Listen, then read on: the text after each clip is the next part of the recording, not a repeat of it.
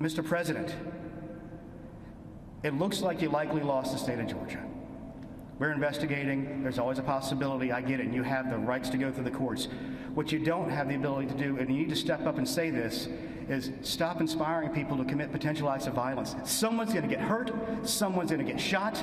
Someone's going to get killed. That was Gabriel Sterling, a Republican election official in the state of Georgia, warning President Trump about the potential impact of his continued unsubstantiated claims of a vast conspiracy.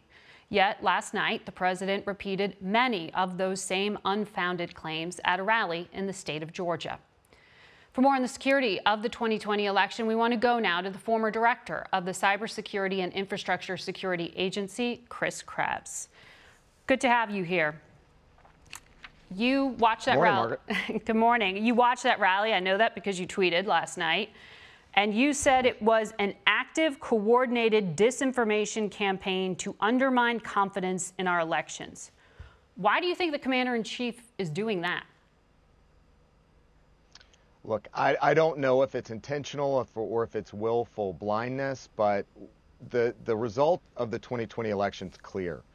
The key states certainly have certified over the last several days and will continue to certify in the run-up to the seating of the Electoral College on December 14th. But this race is over. We've got to get ready for January 20th and the next administration. But just 27 congressional Republicans have acknowledged Joe Biden's victory as president-elect. That's 27 out of 249. Yeah. Why are the majority of Republicans remaining silent on what you're describing here as a security risk?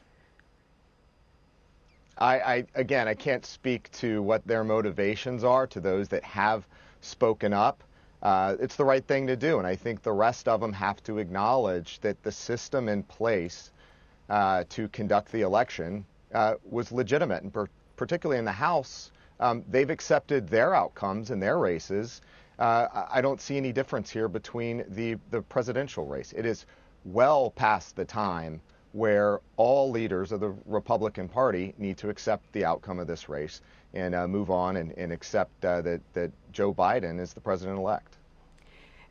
When you say a disinformation campaign, I mean, you're looking at this from a national security point of view, where you were trying to stop foreign governments from undermining confidence in our elections.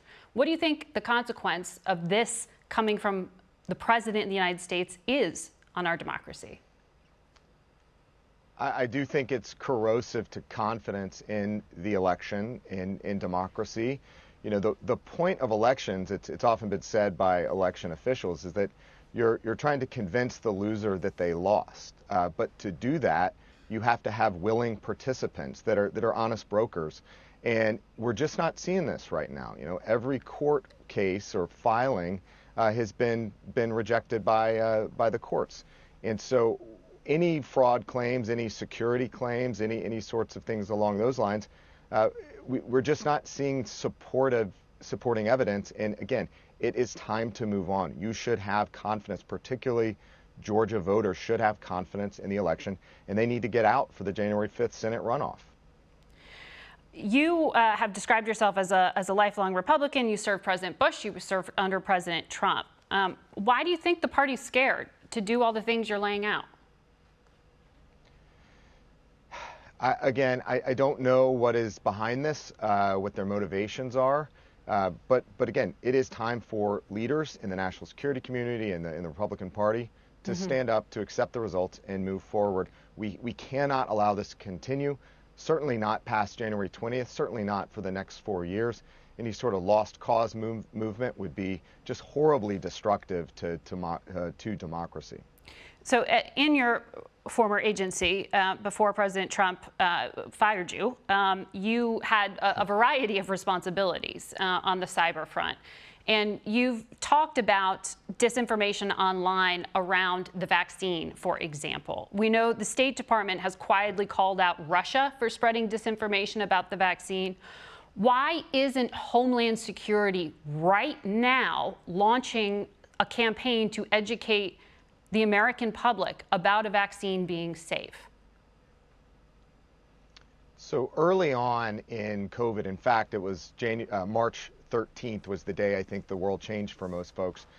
we launched an effort to both help the vaccine developers as well as the public health care institutions, hospitals, the protective equipment manufacturers, and yes, the therapeutics and vaccine developers. We launched a campaign, a cybersecurity focused campaign to secure their businesses and their enterprise. But at the same time, we saw some disinformation emerging related to the coronavirus, and including just farcical claims like 5G telecommunications towers, telephone towers, spread the coronavirus. So we actually saw vandalism in the United Kingdom. So we wanted to get that here. FEMA did launch a similar rumor control effort on the coronavirus. We are going to have to do much more going forward to counter the vaccine claims that we're going to hear, the anti-vaxxer type claims. Those have been previously and will be in the future supported and amplified by foreign powers that don't share our same interests. So we need to get mechanisms like that up and running fast. How much of that is foreign? How much of that is domestic? It's hard to say. There's certainly both. But the more that we get professionals like Dr. Gottlieb, who I worked with closely back in government, the more we get professionals like that out there describing the facts about the vaccine, that's going to be one of those critical aspects going forward. Homeland Security disclosed this past Thursday that cyber attacks are underway at companies and government organizations involved in distributing the vaccine. IBM went public, saying they were very sophisticated, which indicates that a country, another government, was possibly behind it. Who has the ability and the intent to do something like that? So the traditional powers, the big four of Russia, China, Iran, and North Korea, we have seen to some extent all four of those countries doing some kind of espionage or spying, trying to get intellectual property related to the vaccine, and in fact just how we're doing as a country policy-wise and in terms of health impact. What we had been thinking through at CISA was not just the vaccine developers, but their entire supply chain, and really trying to look through those for those critical weak spots. We called it the ball bearing strategy, looking for those key elements that could cause the entire process to collapse. And that's going to be critical going forward. So it's not just about Moderna and some of the others that are developing the vaccine. It's their supply chains, it's the distribution channels, public health institutions.